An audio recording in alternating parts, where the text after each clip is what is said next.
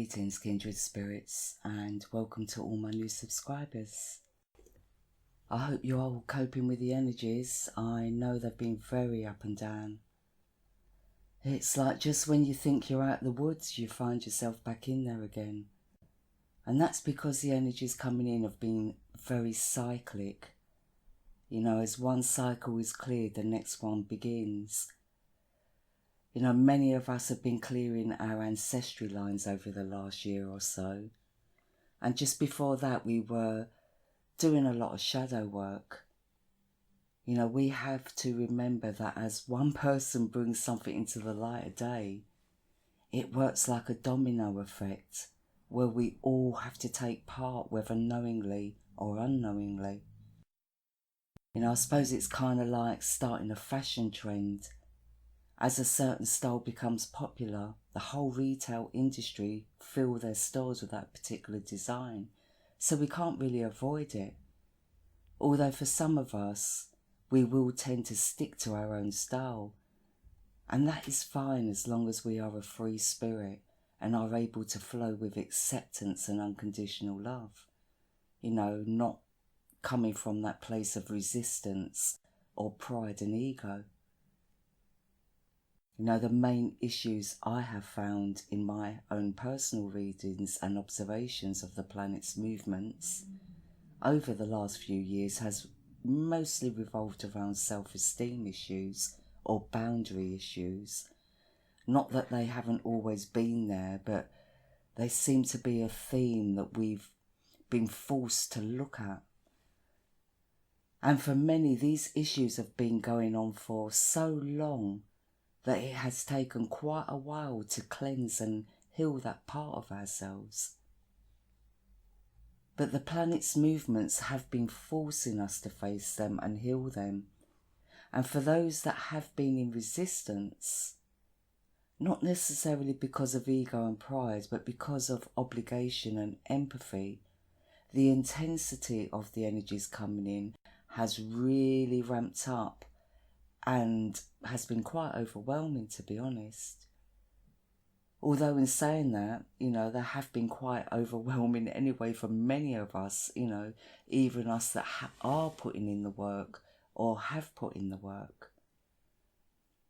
You know, so many of us have had to develop a blind faith over the last few years. Or we've been forced to be, we've been forced out of our comfort zones in quite a big way. And on top of that, on a collective level, we are all realising just how uncomfortable and uneasy we are feeling with the current systems and structures in our, you know, individual societies. So it is inevitable on an energetic level that these structures and systems will have to break down to be rebuilt, to, you know, match the new vibration that's coming in. You know, especially since the Black Moon Lilith is now transiting through the rebellious but humanitarian sign of Aquarius. You know, and that's amongst other planetary transits that are taking place. Now, change is always an uncomfortable experience for many, unless we are a natural adventurer with a strong willpower. You know, I would say that fire and air signs are more of this nature. But in all honesty, with certain planetary transits that have been taking place in the true lifetime sky, even these particular star signs have been under a lot of pressure with the current energies coming in. Although the shifts that are taking place are different for each and every one of us.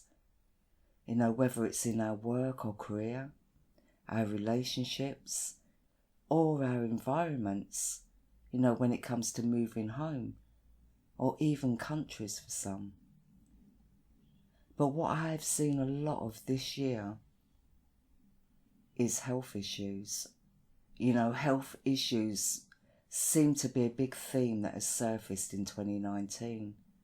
And not just for those of us that have lived an unhealthy lifestyle. You know, that is why it's more important than ever before for us to listen to our bodies and take note because whatever is showing up in our physical health is a sign of what is lacking in our spiritual health. Actually, Louise Hay, I think it's Louise L. Hay she goes by, published a book in the early 90s called How to Heal Your Life. And in that book she gives examples of health issues and the causes behind them, which is quite an interesting read. So if you're interested in that, please do check her out. I think she can be of help. Anyway, back to this full moon.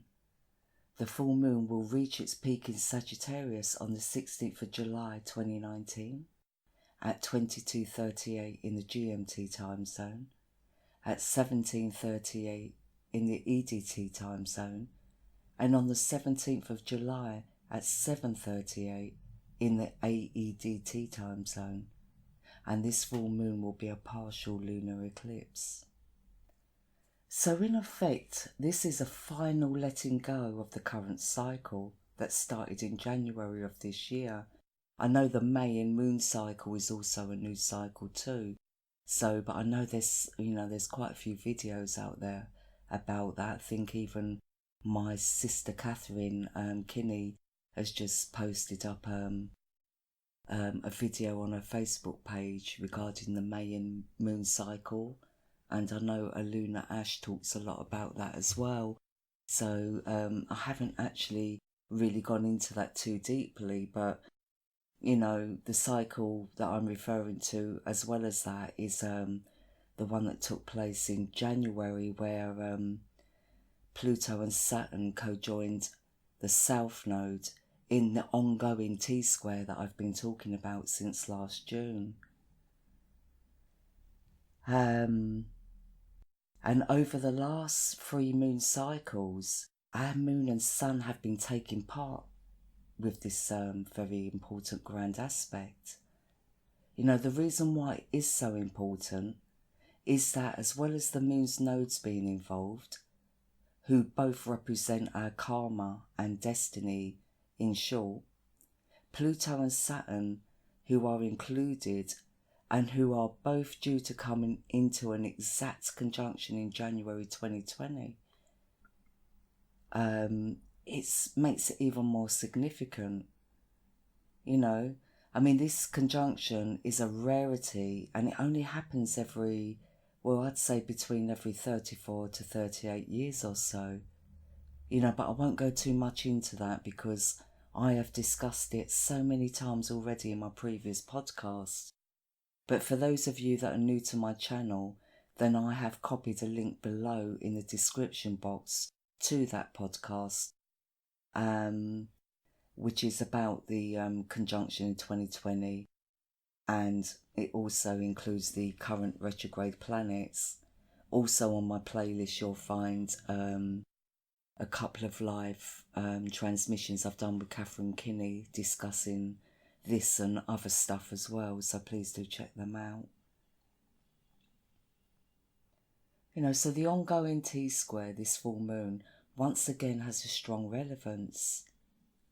Apart from our sun and moon being involved, so is Venus, which shows to me that our value systems are once again under the spotlight, as well as our ability to move forward from old grudges or misgivings about the past. With our moon at 27 degrees in Sagittarius and our sun at 23 degrees in Gemini in the true lifetime sky, it does show that many of us are ready and wanting to move forward in our lives. And if we have put in the work by listening to our individual divine wisdom, then this will be a time where we will start to see doors opening for us. For others it could be that a little bit more clearing out of old emotions, habits or insecurities are needed.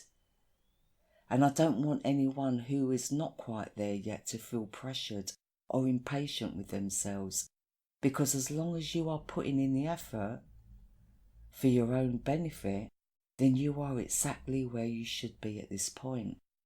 It really is a caution for those that are still in resistance, because the more they fight these energies or ignore the signs they are getting, then the more likely they are to get a big kick up the backside in September, October, when the grand kite season starts. Believe me, the grand kites don't mess about. They can take us to the heights of bliss and then just drop us like a hot lead balloon. That's why it's so important that we work on releasing any heavy baggage that we have been carrying and lighten our load, so that we can sail through these upcoming grand aspects and embrace the ride rather than fear it.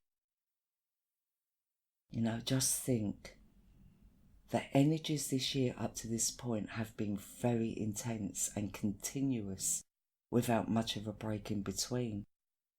And that part is not going to really change. But what is going to change is the fact that we will be starting a new cycle.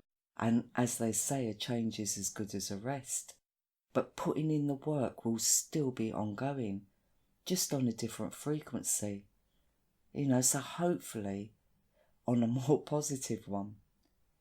This Saturn-Pluto conjunction is all about self-empowerment and stepping into our divinity, our sovereignty, where we become answerable for our own actions as an independent thinker and doer. Not necessarily in isolation, but within a group or a society where we all respect each other and ourselves with unconditional love and inner strength, where we can work together as a collective with integrity and mindfulness. Some of us are destined to work alone in this world. Some of us are destined for that, but most of us are not. So to stop all the ego and the competitive vibes out there, it's so important that we step into our own self-power, because if we're in our own self-power, then we are confident enough to appreciate another's talents and gifts, because we are all talented, we are all gifted, and we should be sharing and not in this competitiveness.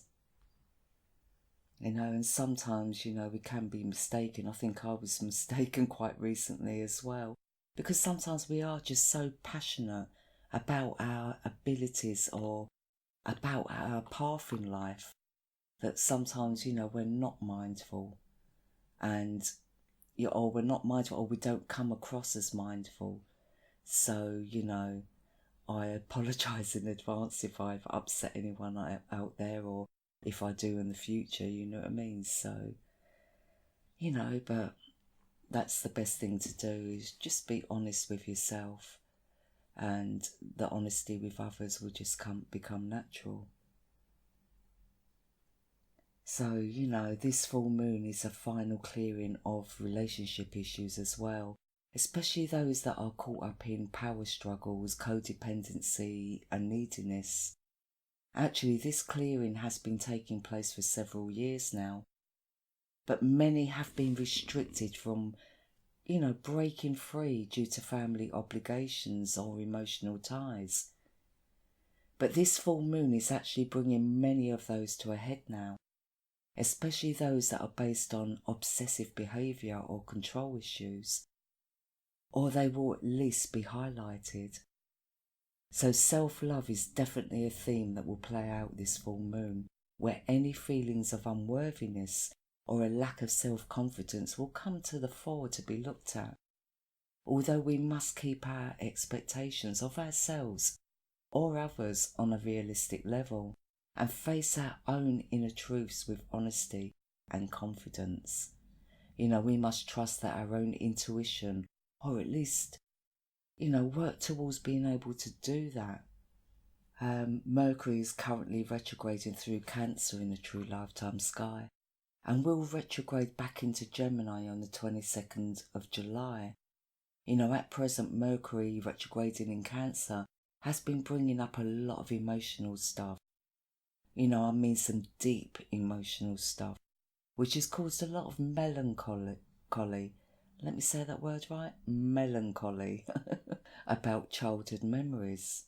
Mercury retrograding through Cancer does tend to make us oversensitive and self-defensive. It also causes us to care too much about what others think. So problems also could occur around neediness and codependency under this transit, which is just another reinforcement of us having to learn to stand on our own 2 feet. But for anyone in the creative arts industry, or even in creative arts in general, just through recreation, then this transit can really help us to create something really beautiful. Even tapping into our psychic gifts or, healing strengths. But once Mercury retrogrades into Gemini, great changes will start to occur in our way of thinking. Actually, our heads may be a little bit all over the place, and there could be some difficulty with trying to get it together, on a physical level. But creative thinking can be off the scale.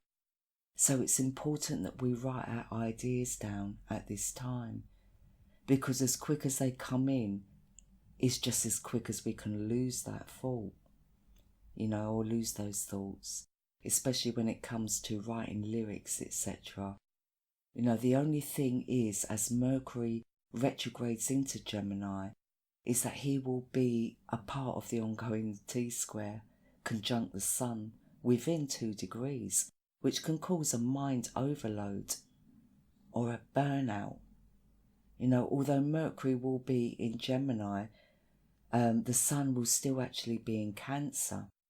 So a lot of speaking from the heart can be the theme. So watch out for heartfelt emails or messages, because actually speaking what you are feeling may be a problem for many. We tend to stumble on our words or stutter a lot. And, I suffer with that naturally, so God knows what I'm going to be like when Mercury transits into Gemini. But, because Gemini is about 2 minds, so it can be very changeable, so that's why we can stumble over our words. And Cancer is often shy and unconfident, so that creates a resistance. But anyway, if you do want to open your heart up to someone, it's probably best said in a letter form rather than verbally. But then for others, that are more adept to speaking, then this is a really good time, to speak out. So for this full moon in the next 2 weeks, I recommend that we continue with breathing techniques and meditations, but also daily affirmations will be of a great help too. I recommend that we continue to burn rainbow coloured candles or various bright coloured candles at the same time. For incense, I recommend that we use deep cleansing incenses such as sage, followed by sampolo or frankincense and myrrh to reset the energies after cleansing. I also recommend sea salt baths and lemon cleansing of our environments, lemon or salt, or whatever you use, normally, to prepare ourselves for the new cycle taking place this upcoming new moon. This will ensure that we are completely clearing any lingering stagnant energy from the previous cycles or the previous moon cycles. I'm linking 2 meditations and 2 affirmation podcasts below by Steve Noble. The first is the emotional healing meditation I posted on my last podcast, because some are still going through the process of releasing old emotions. The second is your higher self meditation, for those that are ready to move up a level or to raise their vibration, or just to basically, just maintain that vibration. And the third is affirmations about growing with ease and grace, or growing through ease and grace. And the fourth are affirmations about raising your Love-Bliss resonance. So yeah, you can either do 1, 2, or, all of them. Depends on you really and where you're at on your path. So wishing you all full moon blessings and peace and much love.